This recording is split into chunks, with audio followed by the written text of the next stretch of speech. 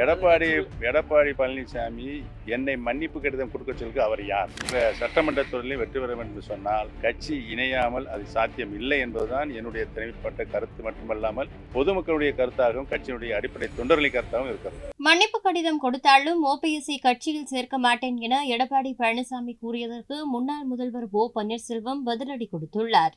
நடைபெற இருக்கின்ற ஊரக உள்ளாட்சி தேர்தலில் வெற்றி பெற வேண்டும், அதற்கு பின்னால் நடைபெற இருக்கின்ற சட்டமன்ற தேர்தலில் வெற்றி பெற வேண்டும் என்று சொன்னால் கட்சி இணையாமல் அது சாத்தியம் இல்லை என்பதுதான் என்னுடைய தனிப்பட்ட கருத்து மட்டுமல்லாமல் பொதுமக்களுடைய கருத்தாகவும் கட்சியினுடைய அடிப்படை தொண்டர்களின் கருத்தாகவும் இருக்கிறது. மன்னிப்பு கடிதம் கொடுத்தாலும் நான் ஏத்துக்க மாட்டேன் அப்படின்னு சொல்லி சொல்றாரு. யாரு? எடப்பாடி பழனிசாமி. எடப்பாடி பழனிசாமி என்னை மன்னிப்பு கடிதம் கொடுக்க சொல்லுக்கு அவர் யார்? அவர் யார் சொல்லுங்க. கட்சிகள பொதுச் செயலாளர் வழக்கு இன்னும் சென்னை உயர்நீதிமன்றத்தினுடைய சிவில் சூட்ல நடைபெற்றுக் கொண்டிருக்கிறது. விக்கிரவாண்டி இடைத்தேர்தலில் அதிமுக தொண்டர்கள் யாருக்கு வாக்களிக்கிறாங்க? விக்கிரவாண்டி இடைத்தேர்தலில் அதிமுக தொண்டர்கள் யாருக்கு வாக்களிக்கிறாங்க?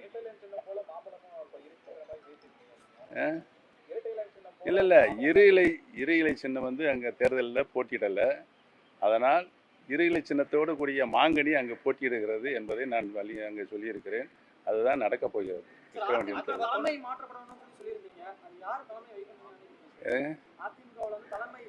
இந்த இயக்கம் தொண்டர்களால் உருவாக்கப்பட்ட இயக்கம், தொண்டர்களுக்கான இயக்கமாக புரட்சித் தலைவர் இதை மாற்றினார், மாபெரும் இயக்கமாக மாற்றினார்கள்.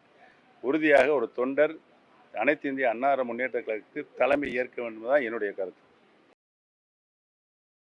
செய்திகளை உள்ளது உள்ளபடி தெரிந்து கொள்ள ரெஃப்ளெக்ட் நியூஸை சப்ஸ்கிரைப் பண்ணுங்க.